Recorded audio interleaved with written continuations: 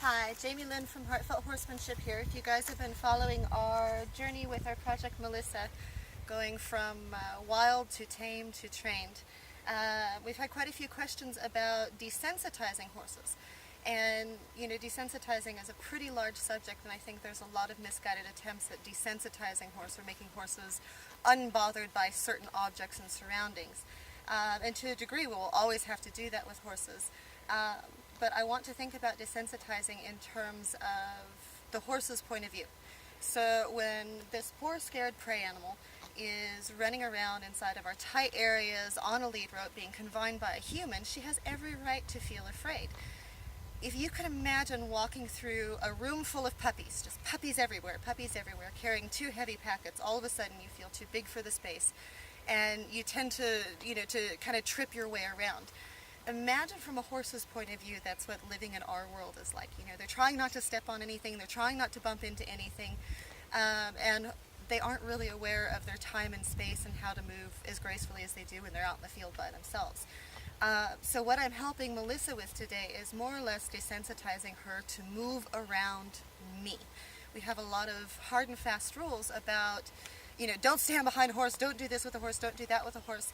Well, most of us tend to not follow those rules anyways. What I want to do is I want to lead with leadership.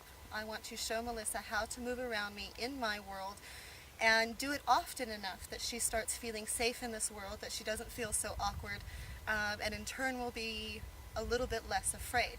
I call this passive desensitizing, and that's really what I'm working with today. So watch me do a little bit of leading with leadership and some exercises that I'm going to show you and I'll talk about when I come back about how I am moving her around and why I'm moving her around this way.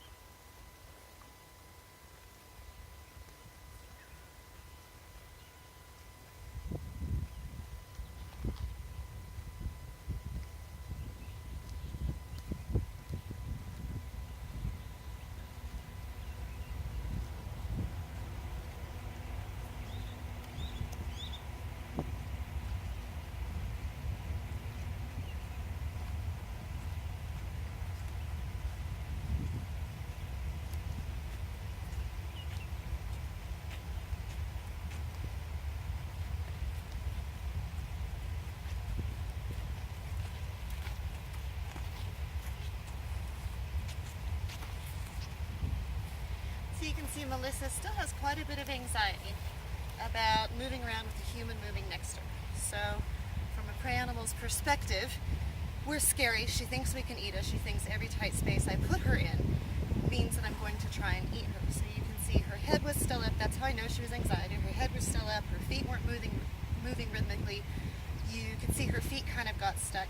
So what I did is I started employing the four core movements, moving the hindquarters, moving the forequarters, leading my horse forward, and sometimes corrected her by driving her backwards.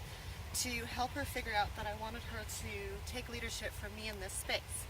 I moved her hindquarters over anytime I felt like her feet got sticky.